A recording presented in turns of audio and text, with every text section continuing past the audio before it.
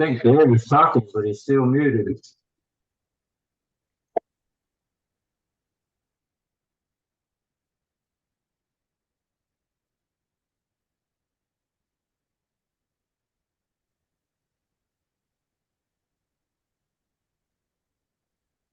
Well, good evening. This is Gary Green, Genealogist General, and I welcome you to the Genealogist General Forum. This evening we have a guest speaker, Harry Rinker from Florida, who is the 2023, one of the 2023 and the top 2023 Kendall Award winner. He has over 100 applications that are approved in 2022. So he's our leader in figuring out how to get folks into the SAR. He has two chapters that he works, one in Florida, one in Michigan, and we'll let him talk a little bit later.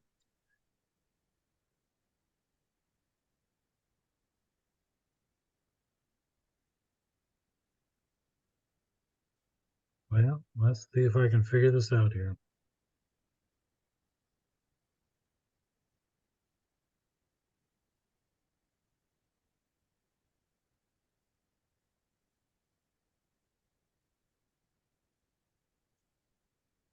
Couple of administrative notes. I want to make sure that you can find the mute button in the bottom left-hand corner of your ads, and make sure you're muted unless you are actually going to speak. The other button I need you to find is the reactions button so that you can raise your hand when you have a question or something that needs to be worked on while we're going through this. And that's about 2/3 of the way over from the left. The agenda tonight, I've got some comments that I want to go through, including construction, income for the genealogy activity, and the Genealogy Endowment Fund. And then we're going to have a presentation by Harry Rinker, and then we'll open it up for discussion and comments. For those of you who are not aware, the construction is going on the second floor of the building in Louisville. What that means is everybody who worked on the second floor, which is the entire staff except for the library, has been displaced. The floor has been, all the furniture has been moved out. The walls are getting gutted, and they're going to reconstruct this floor for the benefit of everybody, but it's going to go through the 30th of November. That's the estimated completion. If we get it done by then God is loving us and everything is going to happen well. But we've got to plan on it's going to be carrying over for a little while. The genealogy staff has been working at home off and on for the last couple of months, so they're prepared to do this. They are working out of their home. They have connections to the computers that they have in the office, but they were struggling with the first couple of days. So this week may be some sort of drawdown for what they had to do to get the applications approved. What their plan is to bring the completed applications into the office sometime during the week. Then they have to coordinate with the staff registrar, Jonathan Toon, to get it registered. And once it's registered, then it'll be distributed to your state secretary or registrar, depending upon what you do in your state for getting connection with John Toon. But it's going to be a halting process for a while till we get into a groove. The genealogy staff has been remote, but the registrar has not been remote. And I'm not sure if he's in the building down on the first floor or if he's at home coming in periodically. So we've got some adjusting that we're working with. One of the things that came out of leadership this time was income for the genealogy activity. Those of you who are not aware, we are about $250,000 light on our budget for 2023, meaning we don't have money to pay for everything that we want to do. One of the remedies was to eliminate one of our genealogy staff members, and the fellow who was last in has been asked to leave.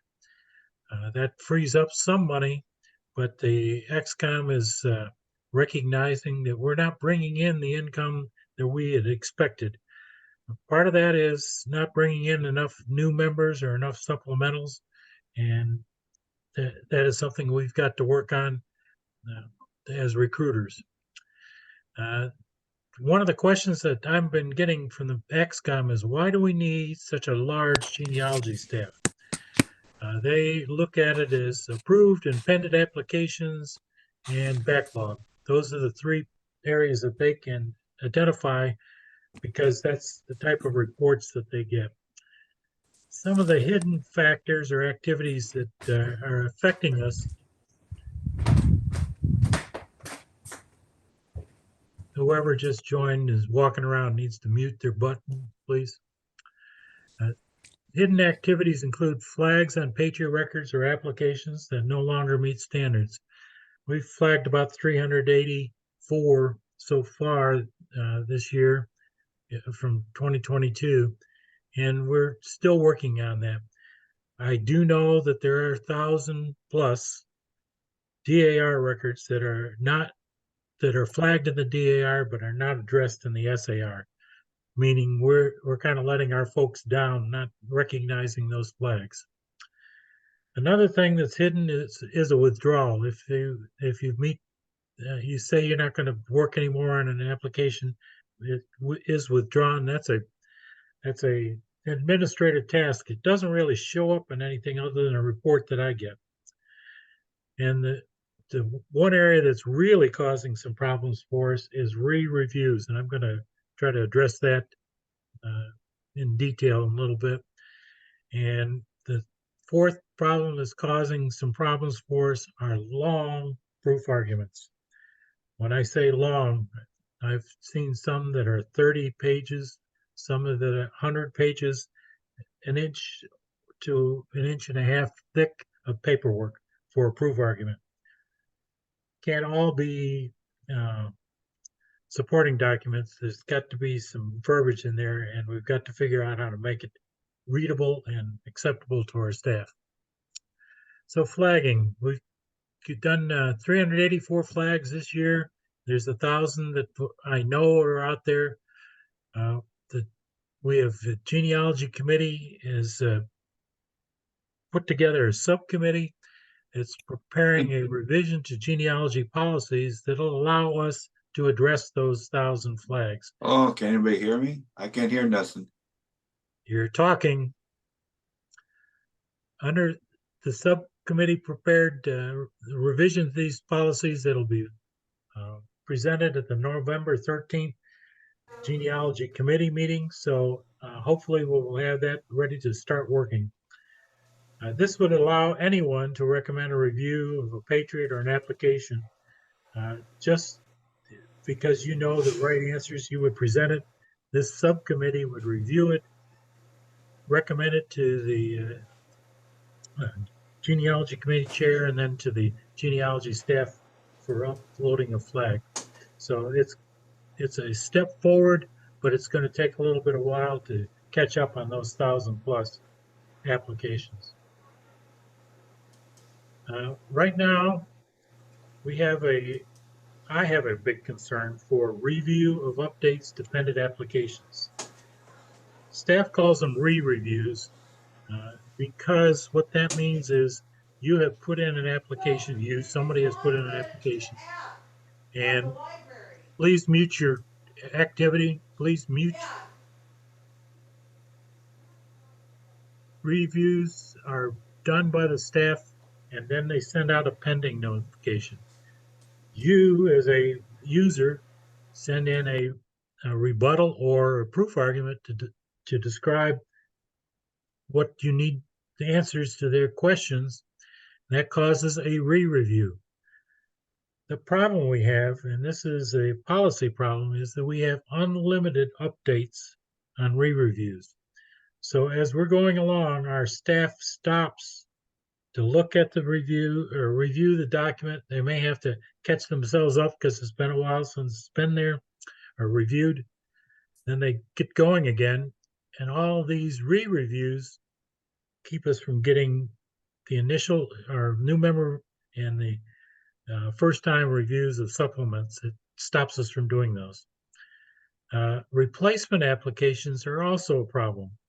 We have a policy that says if you're a new member and you don't think you can prove the concern from the pended application, you can replace that member 2 times, meaning you can have a second and a third opportunity to make your case for being a member of the SAR. Most cases, it goes well with just one, but there are occasional times that you have to use the second one. The real problem in my mind is a supplemental. We also have a replacement application opportunity, and this is causing some real concern because I have seen at least one case where a supplemental was put in with 6 inputs for re-review that didn't work. So they said, okay, I'm going to put in my replacement. And that one caused 4 pending and 4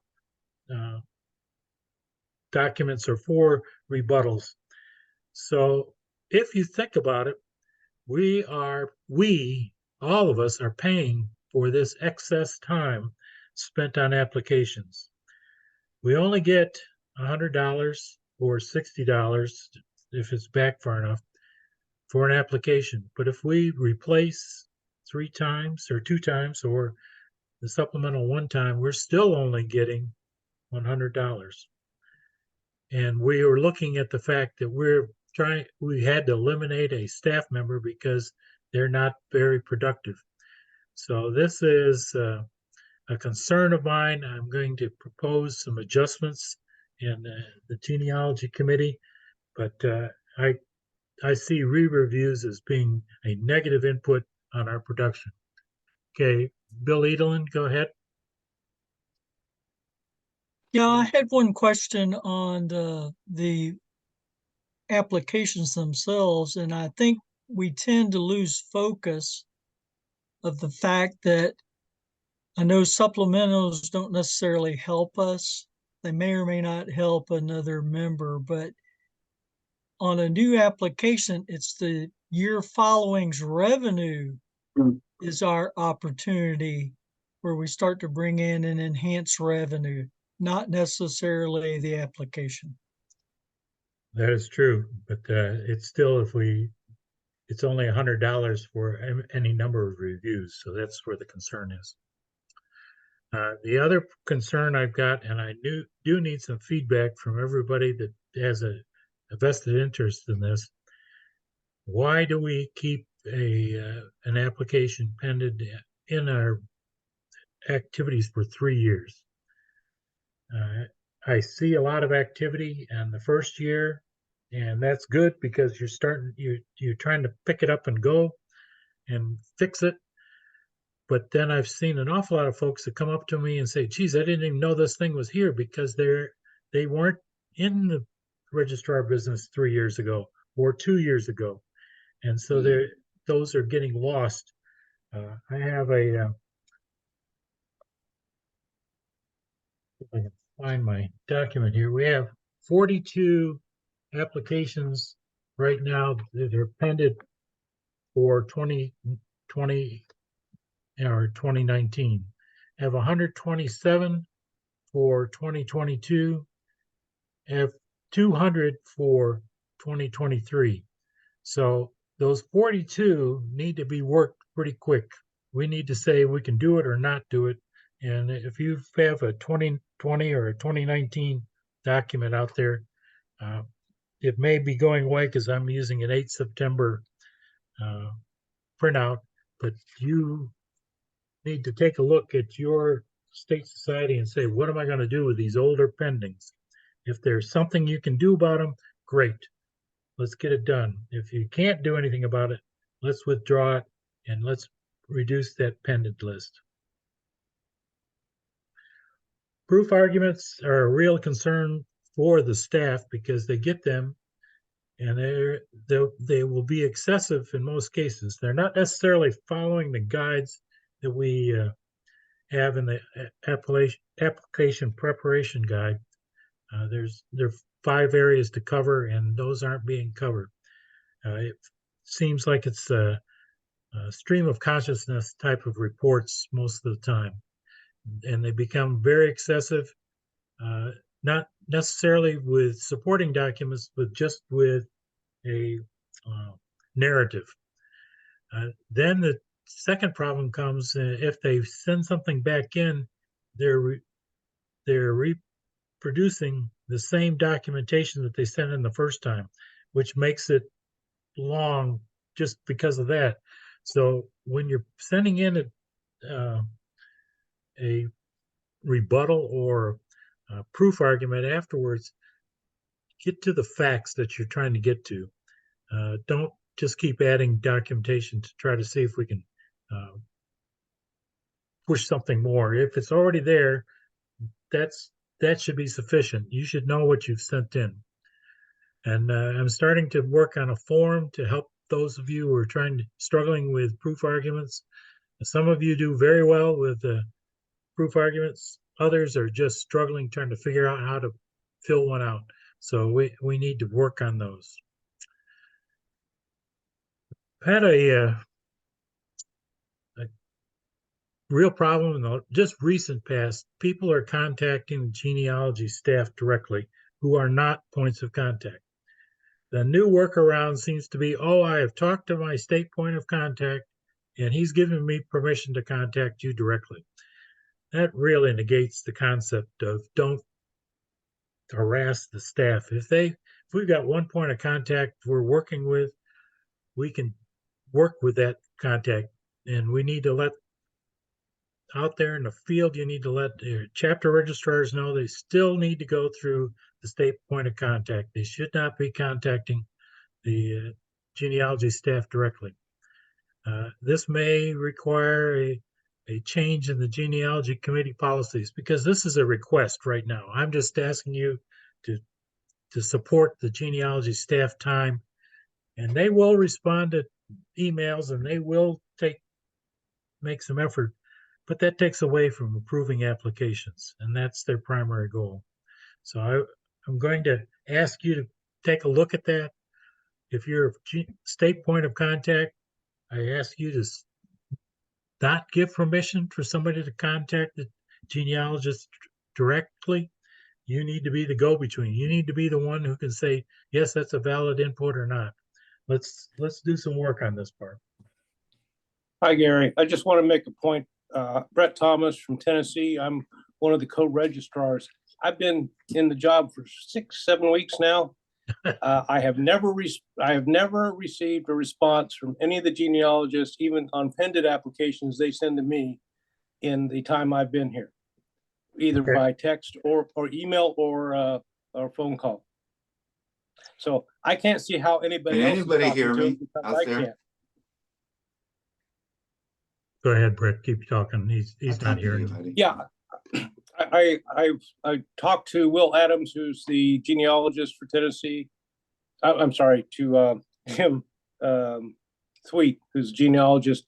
He says, "Oh, give them time. They're very busy." I understand that they've got a lot of work, and I'm new, and they don't recognize me, I think, yet. That could be. So I'm not getting any responses. So if I really need to talk to them, I have to go to Jim and ask him to call or email them. So I don't know if it's a problem with updated rosters on who they accept emails or calls from or not. But well, the list of state points of contact is on the state website or the SAR website. So if you could go look at that and see if you're on there, that may be. I'm on there. Okay, on the SAR website as opposed to the state website. Yes, I'm on the SAR website, and they do send me emails, but they don't respond to my emails. Wonderful. Okay, I'll ask the question. Thanks. Okay.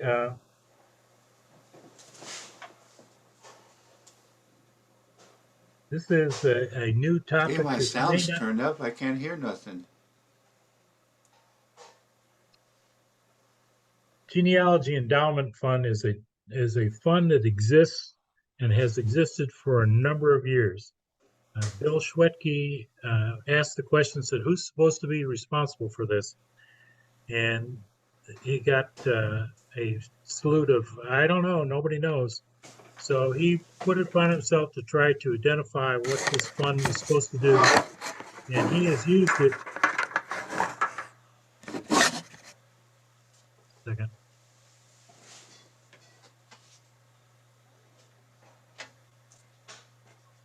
He has used it to help using the percentage of income that we get. There's a special operating fund that takes a percentage of this endowment fund. It's like the interest earned, and then we fund the staff continuation training, allowing them to go to RootsWeb or to other activities. And we'd like to fund their certifications in Kentucky and maybe in the National Genealogical Societies. So what I'm trying to do is identify this. We can use some contributions to the fund from conscientious members. We need recommendations for a name for the contributors. This is similar to the Friends of the Library or supporting of the Youth Awards, but the intent would be to grow this fund so that the percentage of income would be higher. Chris Nissen? Yes.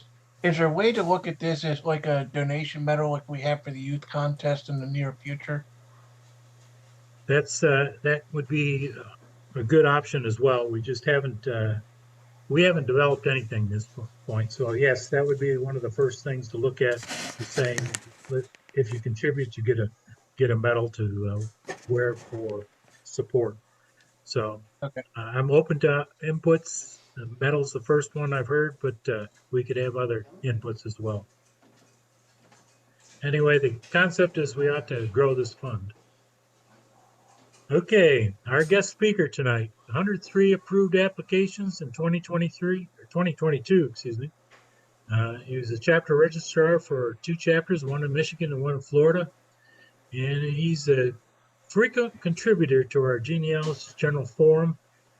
Harry, you're up and you're running. Thank you very much, Gary. Whoever wants to put me on the screen, it's fine. I don't have a PowerPoint. I would just prefer that the group listen to this tonight. Gary has an outline that he'll make available later. I'm going to use the term tonight. Yeah, I know about muting, but I'd first of all like to be able to hear what's going on. I can't hear nothing, gentlemen. Okay, Harry, go ahead. Okay, sorry about that. I'm going to use a term tonight. I use the term registered genealogist. The reason I do that is that most chapters don't have a separate registrar and a separate genealogist. Those that do are very fortunate, but most chapters have one person that fills both roles. And so for me, this is about that person and what the importance they hold in terms of a lot of things relating to the Sons of the American Revolution. First of all, the registered genealogist is the primary contact for the applicant during the application process. Now, this process could take anywhere from a few days to a few weeks to a month to a year or more. I've had one that took almost 2 years and I finally solved it. But during that time, I kept in touch with them and so forth. Who are we as registered genealogists? Well, first of all, we're cheerleaders. We got to keep those people actively searching for the documents we need to prove their things. We're problem solvers. When they have a problem, the situation we have is a very simple one. How can I help is one of the most important phrases I use constantly when I'm dealing with my applicants. We're encouragers. You know, sometimes we're asking them to spend a great deal of money to get primary documents. And I have to keep saying to them, it's all worth it. It's a legacy for your family. And finally, we're coaches, not just coaches to our applicants, but coaches to our members, coaches to others, to how we do our job. Look, let's face it, for those early days, it is us, the registered genealogists, that are the face of the SAR, we're the face of our state organization, and we're the face of our chapter. What those applicants know, they know through us. The completion of a successful application rests, yes, on the applicant to provide us with what we need, but most importantly on us to do the job and get it right. Now, what about first contact? I get leads from a wide variety of sources. I have a simple rule: respond within 24 hours, 48 hours at the latest. Normally, I respond by email first and a phone call second. In terms of email, I usually email them within 12 hours. That's my goal. 24 is acceptable to me, but after that, it's not there. The email is very important. It's got to be informative. It's got to be friendly. It's got to be enthusiastic. It's got to be informational. How much information is too much information? I try to limit it to 1 page on that, but I make it clear to them that I'm there to help them. I make it clear that I'm going to use the online application because that's what I do use. I ask them for the documents for their first 3 generations. And I say, if you need help, I'll help you find them, and so forth. After the email goes out, if I haven't heard back within 2 to 3 days, I'm on the phone. I call them and I say, did you get my email? I'd like to talk to you. Why a phone call? Because most of the leads I get, even some of the leads I get from the state point of contacts, have a name and an email and maybe a phone number and maybe a city. What I want to do is set up a personal relationship with that person so I can learn about them and how to best work with them. In fact, today I got a lead. I got a call from a gentleman that I asked to call me. The first thing we did is we started chatting. I told him how excited I was that he was thinking about joining the team. I said, first, I'd like to get some personal information. Your full name, a mailing address, double check your phone number, double check your email. And then I started on that. I said, hey, I'd like to do an ancestry tree for you. I use Ancestry. Well, some other people use Family Search. I said, do you have one? Well, he had one, but you know how to get it to me. I said, let's just tell me what your birth date is. What was the name of your parents? What was their birth date? What was the maiden name of your mother? What's her birth date? What's the name of your wife? What's her birth date? That information I had by the time we hung up the phone. I had that family tree constructed within 25 minutes, all the way back to not just a patriot, but multiple patriots that I can use and work with them on.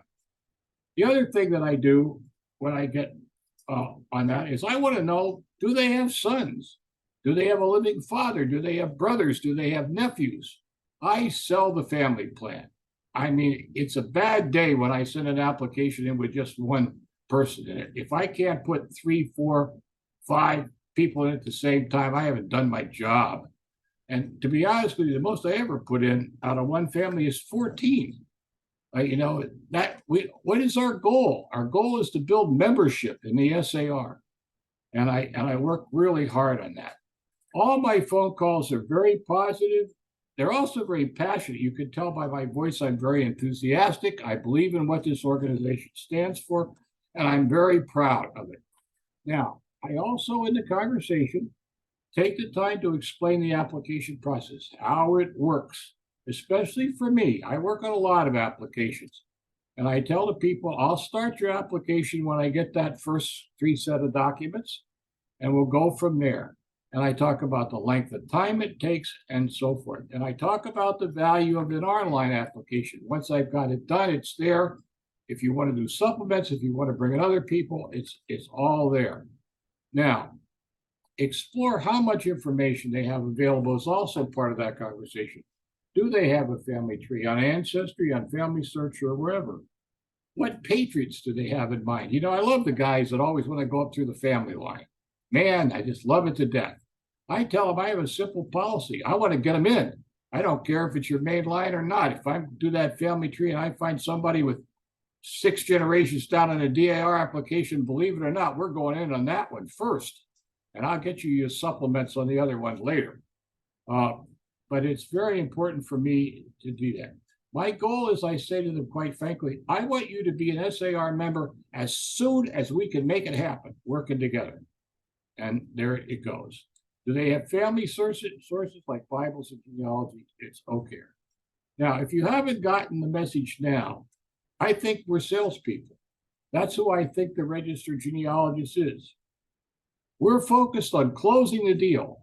And closing the deal means a completed application that meets SAR standards and will get approved on the first go through. Now, I'm very fortunate.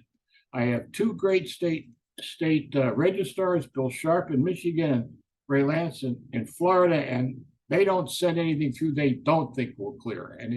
And I've had application pendings at both levels, and it comes back, and it's great for me. Now, as part of sales points, I sell the SAR.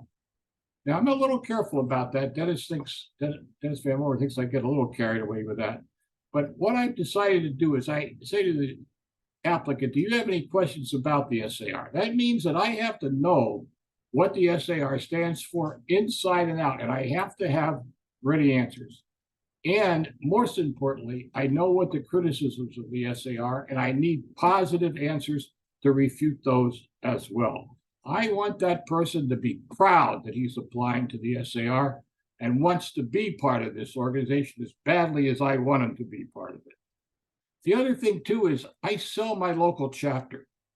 When I had my conversation with Mr. Russ up in Michigan here this afternoon, I ended it by saying, look, I have a favor to ask of you. Starting immediately, you're going to start getting notices about my chapter meetings. I want you to come to my chapter meetings while we're working on your application. The fact that you're interested is all we need to get you involved with our chapter. Furthermore, my chapters, both in Florida and Michigan, are family focused. Wives are invited, children are invited. We have a close family relationship. Not every chapter does that. That's up to them, but it's there. I say the chapter is a place to find new friends, but most important, the chapter is a place to get involved. Look, I see applicants as potential leaders in my chapters.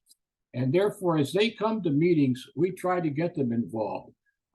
We learn about them, they make friends, but we also learn what they're good at. And in West Michigan, my current treasurer, I'm the president of that chapter up there, my current treasurer was a new member that came to 3 meetings. The minute I found out he was a finance guy and that our treasurer was looking to retire, I put him in touch with each other. And when the elections came around, he's there and he's doing an absolute great job. Now, look, we all know that there are applicants who are only interested in getting a document and quitting.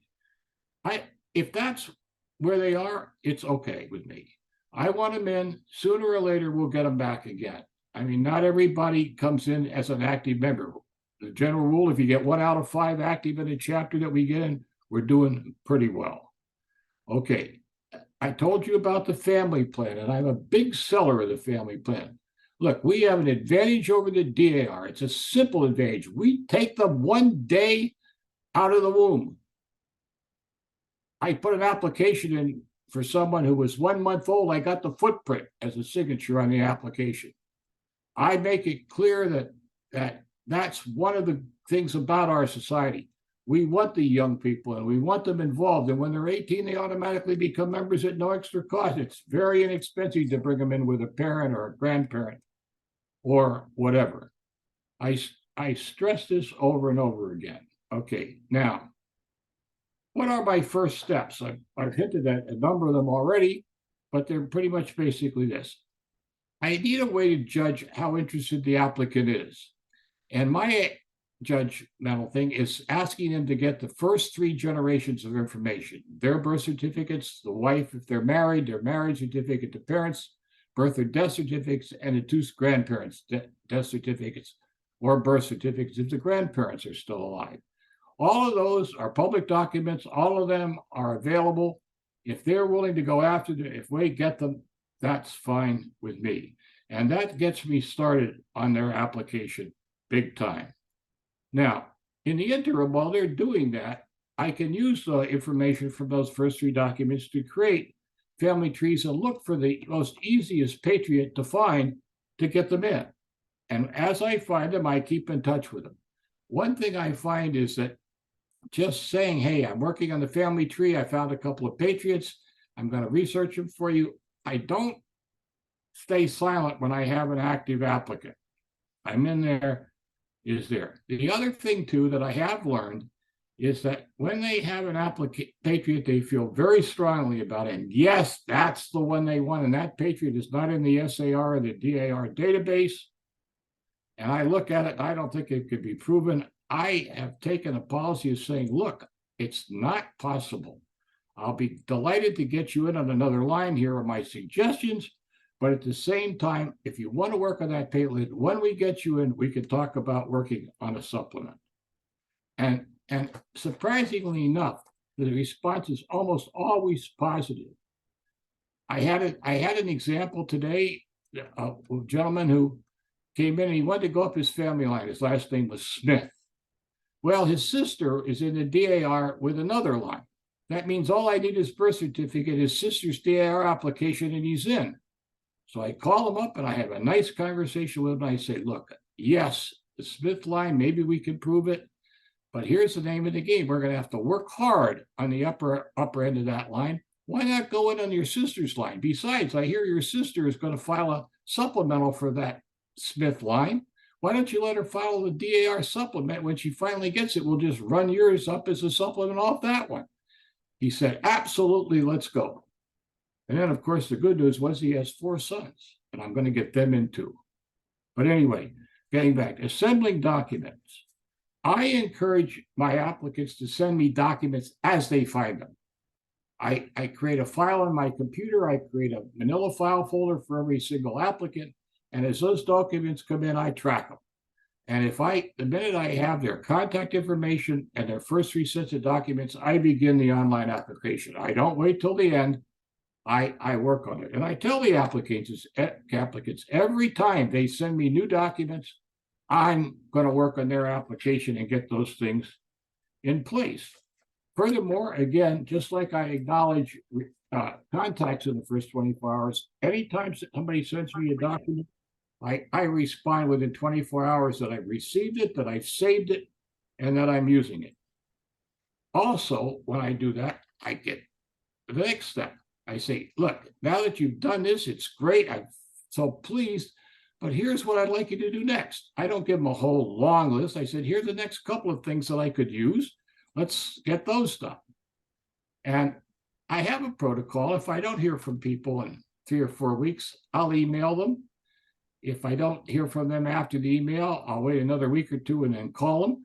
I'm prepared to accept the fact that people lose interest over time, but nevertheless, I still follow up and do as best I can. And I have a very high return rate for the state appointed contacts to me. Dennis Van Wormer told me the other day that 40% of the contacts you send me, I deliver.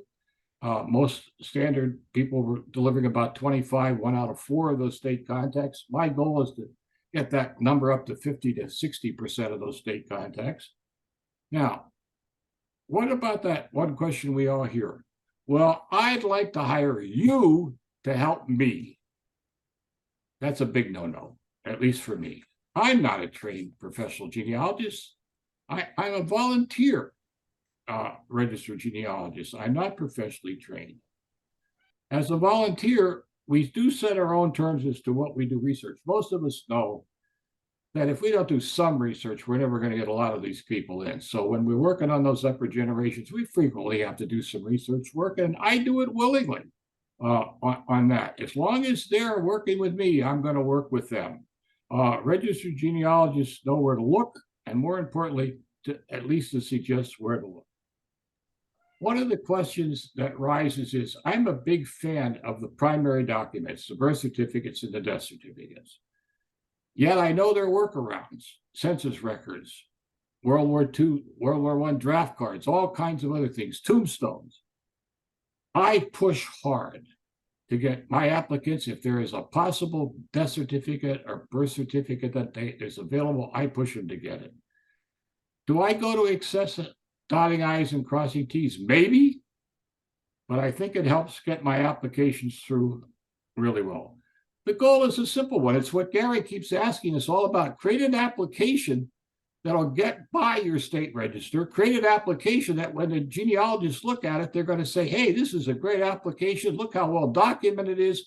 Look at how thoroughly documented it is. I'm going to approve it. That's what I want. Finally, what about the final push? I always, when I can, try to meet with the applicant and get him to sign the document in my presence. We take pictures of him doing it. I get the checks, most importantly, and so forth. I can't always do this because I work remotely with a lot of people, but I try to do it. And it is a challenge if there's a family plan and some of the people live out of state, but I send stuff back and forth and it comes together in a complete package and we get the job done. I try to make certain that the applicant understands the review process. And this is the one case where I lie. I always tell them it takes twice as long as Gary tells me what it takes to approve applications. And that way I don't get a lot of flack. And furthermore, if it gets done early, I tell them, look at how lucky you are that you got done before I told you I thought it would get done. But I try to cover my base because there's nothing like an applicant if you say it's going to get approved in 4 weeks, and I can guarantee you on the first day of the 5th week, you'll get an email and it'll say, what's going on with my application? And it takes me a lot of time to answer those. And so, I give myself a little bit of lead time. I stress the importance of patience, about the ability to be patient during the review process. Now, when I send an application to the state register and I send it with a tracking number and it gets there, I inform the applicant it's there. When the register sends it to national and approves it, I inform them of that. When it gets to national and gets received, I inform them of that. And when we approach the review dates, I inform them with that, albeit carefully, truly in light of some recent events. However, I did say earlier, and I want to end up with this, make every effort to encourage those applicants to attend chapter meetings during the application process. The way I look at SAR meetings, they're open to anyone interested in the American Revolution, whether they're members of my chapter or not. I want them to come and enjoy the programs. I want them to come and enjoy the fellowship. I want them to get involved in chapter activities as though they were members. Now, what happens if you get one that's been pending and hanging for 1.5 years? I got one guy who's still coming to meeting. He still believes I'm going to solve that problem. And by gosh, I am this close to getting it resolved. And I hope sometime this month I'll get the pending done and pass Dennis Van Wormer's 4th look at it and get it done. During the induction ceremony, I make a strong point to stay in the background. Even though I've done all this work with the applicant, I make it clear to the applicant it's not about me, it's about him, and it's about the chapter. And therefore, when he's initiated, I want him to be the center of attention. In our chapters, because the wives frequently come, we have the wives pin on the rosette, we make it a family kind of thing. And finally, we do one other thing that I think is extremely important. Almost all our new members are assigned a mentor, someone who's going to work with that new applicant for the first year to get them even further involved in the chapter that we already have. Well, I want to thank Gary and all of you for being patient, for listening to me tonight. I hope you have gotten a sense that I believe in what we're doing. I believe in this organization. I believe in what it stands for. That's why I can sell it so well. And yes, I may be one of the leading guys. Here's my deal. You've got to set a goal. You've got to set a goal of 2 applications a month, 4 applications a month. My goal is a simple one, 10, minimum of 10 applications a month that go through. Want to win a Tendon medal? Make yours 15. No, look, I think we've got to be driven. Our chapters are strong only if we recruit new members. Our chapters are strong only if we make those new members, those recruits, new members through our application process. I've been very successful. I've taken my chapter in Michigan from a mid-range size chapter to the largest in the state. And I've taken my Central Florida chapter from a mid-sized chapter to number 3 in the state. We're 4 applications away from the number 2 chapter, and I'll own them by the end of the year. I'm competitive, and I'm not embarrassed by saying that. So, gentlemen, thank you for your time. Come out there and challenge my leadership here. Do better than I do, and I will be thrilled. Thank you. Thank you, Harry.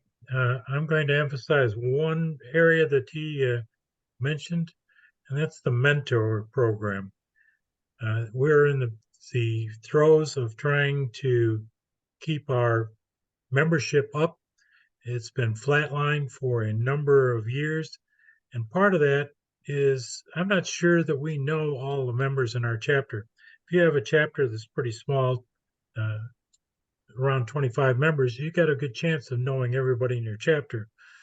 But if you get up to 50 and 70 and higher, there are a bunch of fellows who have got their certificate and they may be paying their dues, but if we don't contact them, they're going to lose interest. So I need you to be the cheerleader in your chapter to say, let's go out and find those guys and say something to them.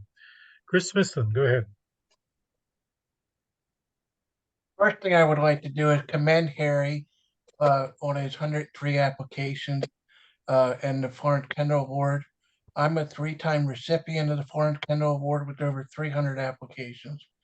I think what needs to happen here is I think Harry needs to be cloned around the country. So it takes a lot of work. And one of the bigger things, I'm registrar for 2 different states, registrar for several chapters in Maryland, as well as serving as president of Maryland, all at the same time.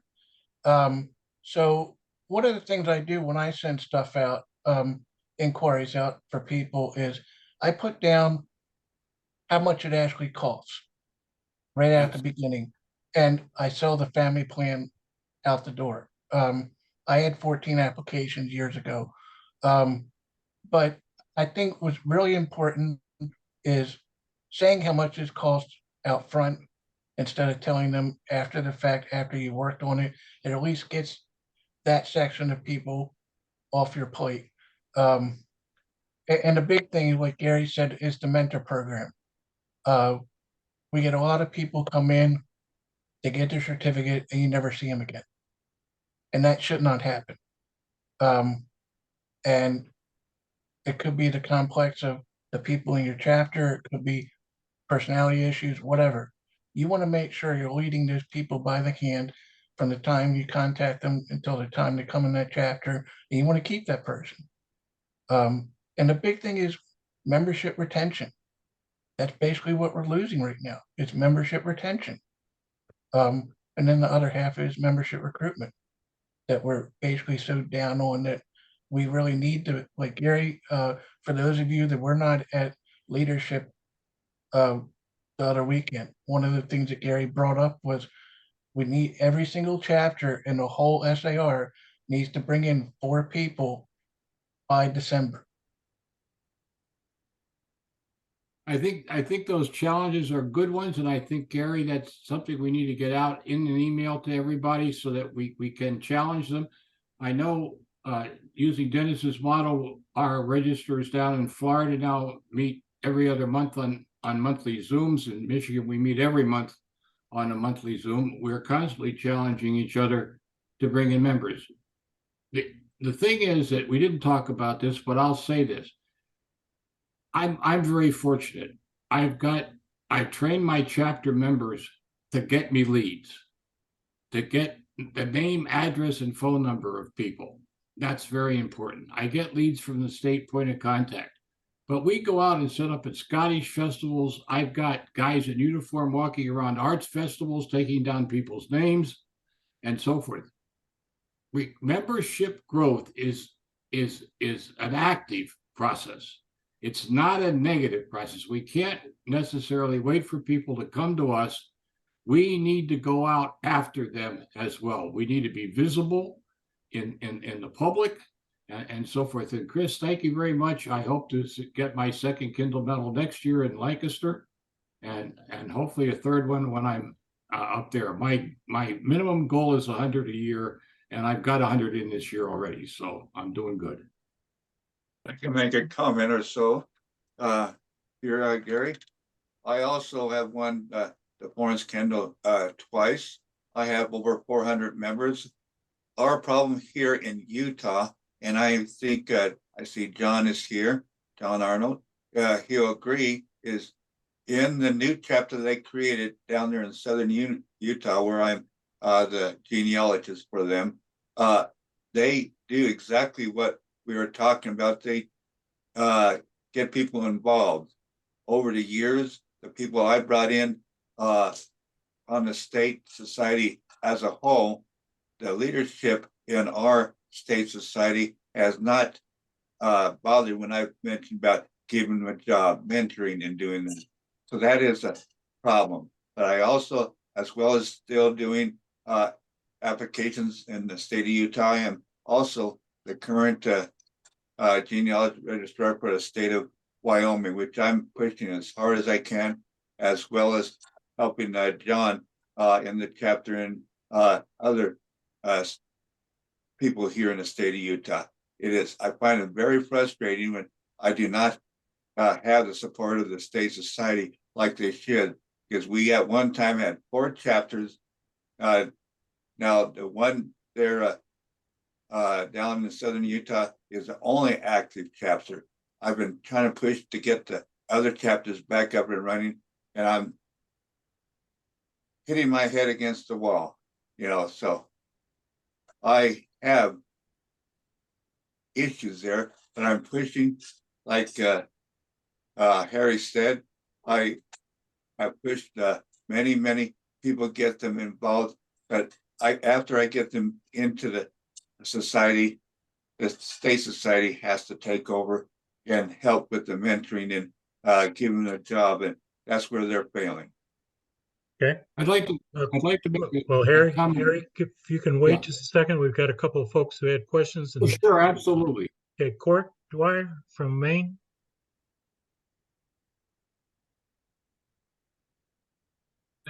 Thank you, Gary, and thank you, Harry. That was great stuff, and I've got some good ideas from you. But before I ask my question, it would help me to know, were you speaking from a chapter registrar or from a state registrar position? Oh no. I devote my life to my chapters, the chapters I work for. Okay. I turned 82 the other day. I don't have time to become involved in national politics.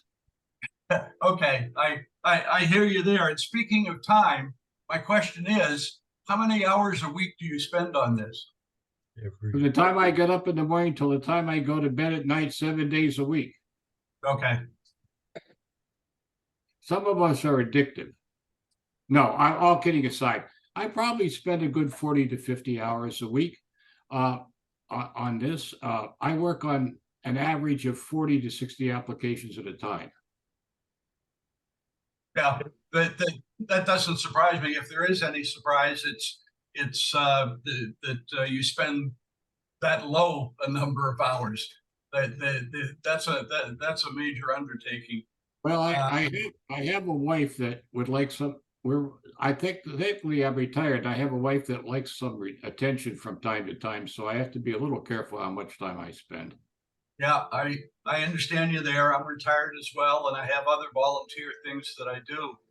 And I think sometimes in some of the chapters and maybe in some of the states, we don't have people that are that dedicated. Okay, thank you. Steve Gehafer from Kentucky. Again, Harry, thank you very much. It's a really good talk. The question I've got with the online applications, do you get them to set up their online profile, or do you go in and do that? Go ahead. I've had issues with trying to get the applicants to do that because the profile has got to be authenticated through their email, and it's a struggle to get them to go on and set that initial online profile up. And then, once that's done, if they would just start their first name on the application, then we can see them. But is there another way that I'm missing on getting that done? No, I think your concern is very valid. When we talk about this all the time up in Michigan, I'm in my chapter dashboard every day. And I'm the registrar not only of the Central Florida and my West Michigan chapter, but I also am a registrar genealogist for 2 other Florida chapters that lost their registrars, and I stepped in until I can train somebody to do it.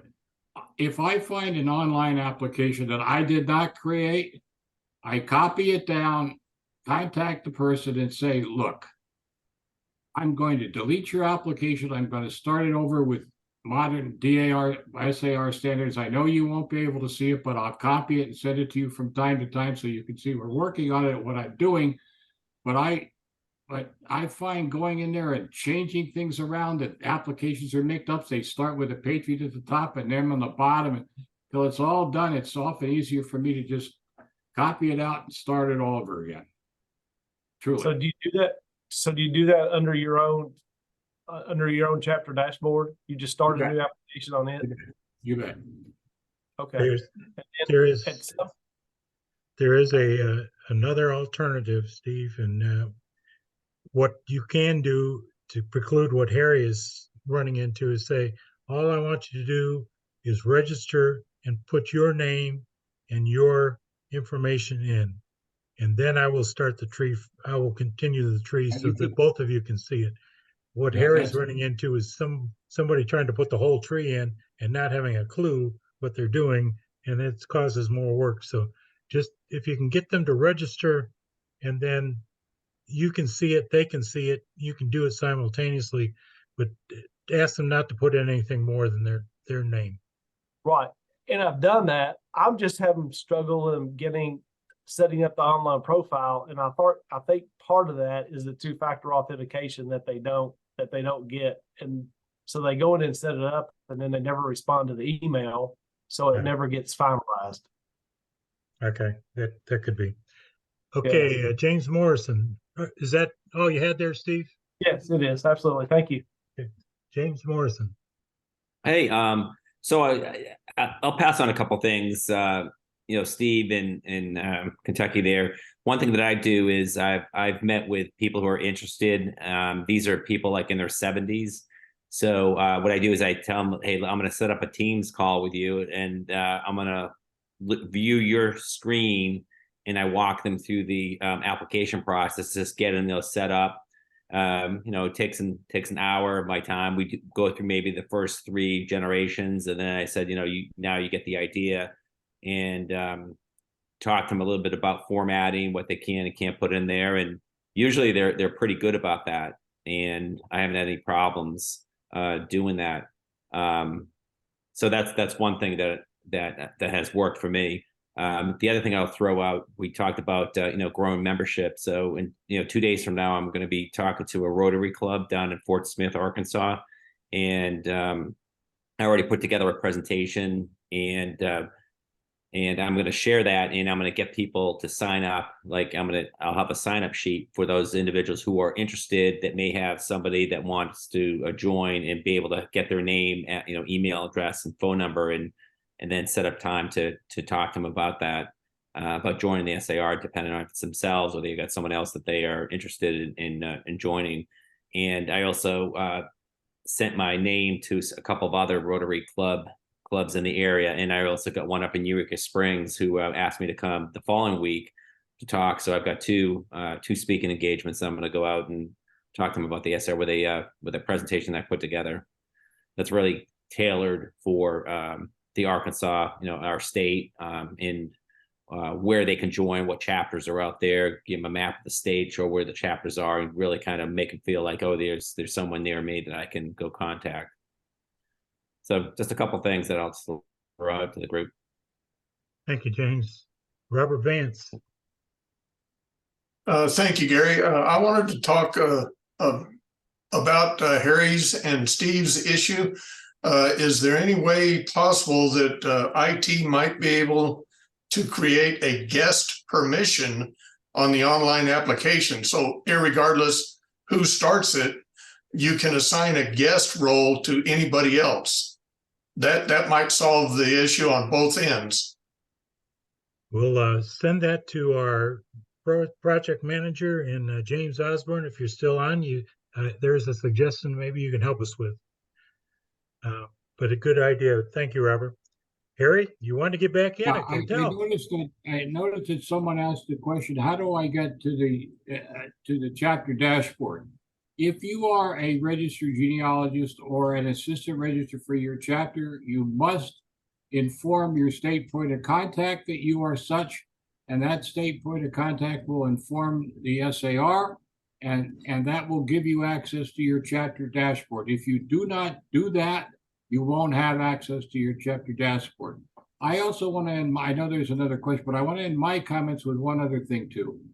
What I'm very proud of this year is, by the way, for those of you who don't know, this is my second year as a registered genealogist at the SAR. I've not been doing this as long as most of you.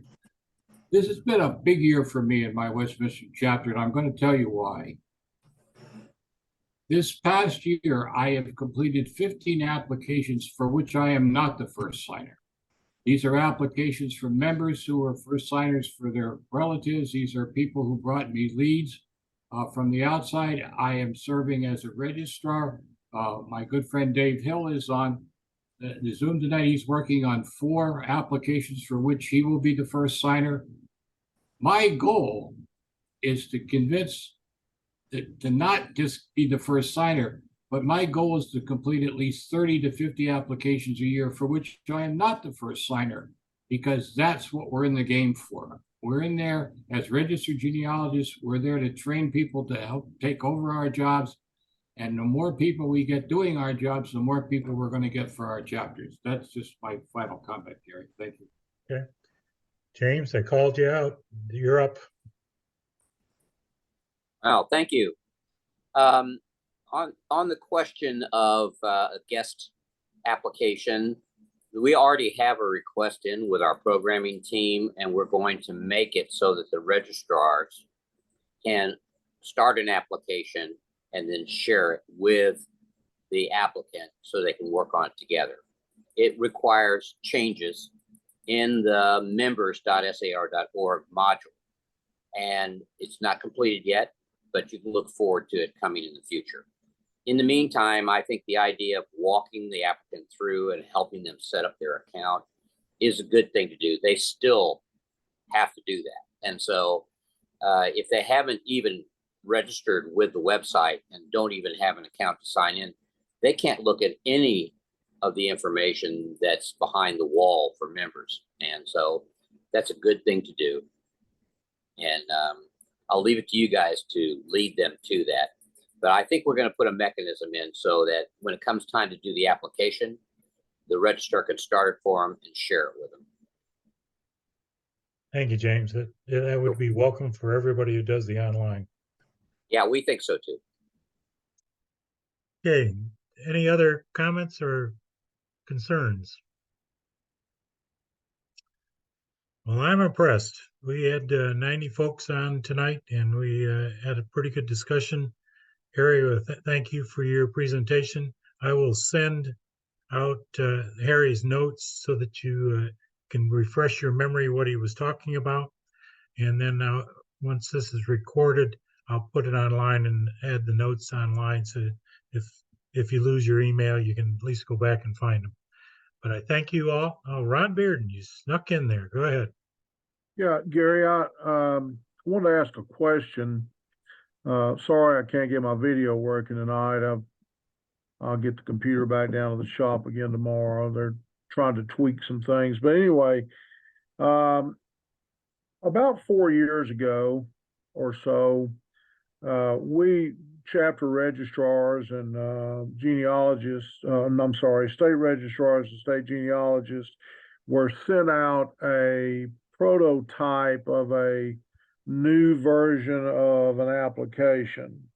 And as best I remember, it was about a 4-pager, modeled somewhat after the DAR application, but yet had some of the same characteristics as the online digital version and things like that, where you would list the documentation below the generation and all. And all of a sudden, it just disappeared very quickly. Has there been any thought to bringing back the idea of maybe a new version of the application? And the reason I'm asking that, I did a family group of 6, completed them over the weekend and put them in the mail today for signature. And the 2 brothers were in generation. There was 8 generations from them to the Patriot, and then they both had grandsons, which the grandsons were in generation 10. Well, I had enough, obviously enough generations. And for those of you who don't know, I'm an avid user of the Cox software. I've used it for decades, and I know everybody's got their preferences. A lot of guys like the digital thing, and some people use a PDF for a variety of reasons, and Word and everything else. But anyway, I had enough generations to do actually the genealogy. But in Cox, you have 24 lines for documentation. And the good thing about Cox is you can allocate those lines for whichever generations you want them to be in, you know, whether it's one line in generation 1 or 6 lines in generation 5 or whatever. For the first time ever, I ended up, fortunately, I had a DAR paper that covered the last 2 generations. So on the kids' applications, by the time I got all the documents in, that covered 8 generations, and I had to list the 9th generation and the 10th generation, which was the DAR paper, actually at the end of generation 8, which it's okay like that. I mean, it's not ideal, and I've never done it, but it's obvious the way I listed it that it's generation 9 and 10 for the DAR paper. And so on our present application, we're kind of limited. The Word form may have been a better form to use with this, I'm not sure, and even the digital form. But I just wondered, you know, this form, this 4-pager that came out about 4 years ago that some of us tinkered with, had some real advantages to it, and I wondered if there was any thought about looking again at the possibility of bringing out a new version. The version you were talking about was given to the project management team. They have it. Their goal is to put some more Band-Aids on the online application while they're working toward a paperless application, meaning everything will be digital, and they're going to incorporate the concepts that were in that form that you identified, and they've got some other inputs from different people. They've been working with the genealogy staff to get their inputs, what they need for when they get it into the office. So I'm not going to hold my breath, but I'm hearing 2 years, maybe 3 years, that they will have a paperless application. But right now they're working in a discovery phase only on the online application, and they're still working, trying to figure out how to clean up the blue database. So it's not going to happen right away, Ron, but they do have the data, the information you worked on. Okay, thank you, Gary. If I can make a comment. Okay, go ahead. Okay. I have used, and I continue to use, the latest edition of the PDF. It has, I believe, up to 12 generations on it. And what I do when somebody wants to join, I send a copy of that PDF application out there and tell them to fill in the basic information and save it to their computer and send it back to me, and I take it from there and I share everything with them when I get done. If I use DAR papers or anything else, I send them a copy of everything I ever do. So I feel satisfied that the people I deal with have a very close and complete record of everything that's been done. Okay, thank you. Any other last comments? Okay, I'm going to announce that we will have a meeting next week, Monday, and this is going to be a reprise of the first lesson that Dennis Van Warmer did, only he's going to give us an update on what changes have occurred to the online application in this last year. He gave this presentation last October and he's going to give us an update on what he's found and what we have fewer workarounds than we had last October. So this should be a help to those who are working with the online application.